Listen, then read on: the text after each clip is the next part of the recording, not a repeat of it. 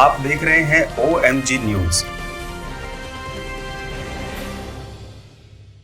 नमस्कार, मेरा नाम है पंकज कुमार और आप देख रहे हैं OMG न्यूज। आज हम बात करने वाले हैं किसान आंदोलन की।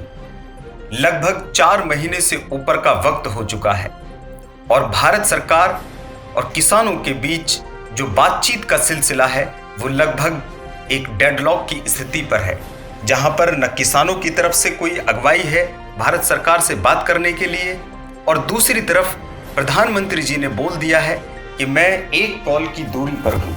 तो आखिर कब ये एक कॉल होगी? किसान ये पहली तरफा कॉल करेंगे या फिर भारत सरकार एक पहल करेगी? कल किसानों ने एक बहुत बड़ा जाम बुलाया, एक देश भर में भारत बंद बुलाया और ये सबसे बड़ा भारत बंद रहा, जिसमें लगभग बहुत सारे राज्य जैसे पंजाब, हरियाणा, उत्तर प्रदेश, पश्चिम बंगाल और राजस्थान, उड़ीसा, अनेक राज्यों में ये भारत बंद रहा। सबसे बड़ा भारत बंद मैं इसलिए कह रहा हूं कि अब से पहले जो किसान भारत बंद बुलाते थे वो भारत बंद लगभग 4 घंटे का होता था, 12 से 4, लेकिन पहली बार किसानों ने 12 घंटे का भारत बंद बुलाया है। इसका सीधा असर देखने को यह मिला कि भारत सरकार इतनी डर गई कि उसने 2 बार कल आपातकालीन बैठक बुलाई। अब इसमें उम्मीद है कि भारत सरकार कोई पहल करे और किसानों के लिए कोई अच्छी खबर लेकर आए या उनसे बातचीत करके इस स्थिति को सुधारने का प्रयास करें। अब हम समझ लेते हैं कि ये जो भारत बंद बुलाया है, इस भारत बंद में किसानों ने क्या किया। किसानों ने जगह जगह पर लोगों को रोका और अपनी परेशानी का कारण बताया। किस तरह से ये काले कानून कृषि क्षेत्र को और देश के गरीब क्षेत्र को नुकसान पहुंचा देने वाले हैं। किसानों का साफ कहना है कि अन्न को तिजोरियों में बंद नहीं होने देना है। वहीं दूसरी तरफ भारत सरकार इस बिल की तारीफ करते नहीं थकती है। तो जरा एक बार हम ये समझ लेते हैं कि आखिर किसानों का डर क्या है, किसान क्यों इस कानून से डर रहे हैं। तो इसमें सबसे जो मेन कानून है वो है असेंशियल कमोडिटी एक्ट, मतलब असीमित भंडारण की जो छूट भारत सरकार ने दी है उसी से किसान लोग डरे हुए हैं। एक तरफ किसानों का डर है कि MSP खत्म हो जाएगा और दूसरी तरफ ये भी डर है कि APMC मंडियां भी खत्म हो जाएंगी। और लगभग देखने में ये समझ में आता है कि हो सकता है कि ये जो कानून है इनके द्वारा APMC मंडी और MSP दोनों को ही खतरा है। तो समझने की जरा कोशिश करते हैं कि MSP पर इसका क्या असर पड़ेगा।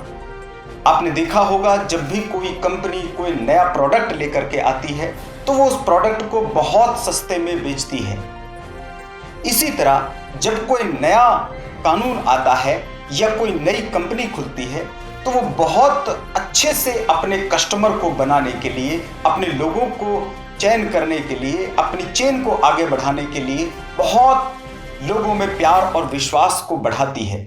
इसी तरह किसानों का ये डर है कि APMC मंडियां इस वजह से खतरे में आ सकती हैं कि सबसे पहले जो ये कंपनियां आएंगी ये थोड़े भाव को बढ़ा कर देंगी, और दूसरी तरफ अगर किसान मंडियों में अनाज को बेचने जाएगा तो मंडियों में उसे टैक्स देना पड़ेगा, और जो बाहर की मंडियां हैं, जो प्राइवेट मंडियां हैं, उनमें उसे कोई टैक्स नहीं देना पड़ेगा।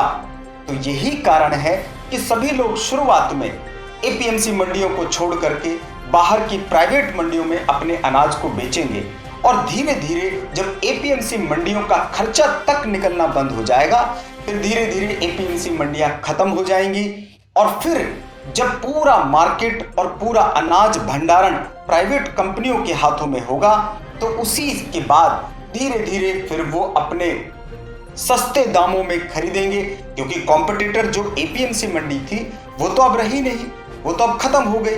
अब उनकी मनमानी चलेगी और वो असीमित भंडारण करके उसको कितने भी ऊंचे दाम में बेच सकते हैं। इसके ऊपर भी भारत सरकार ने कोई रोकथाम नहीं लगाई है।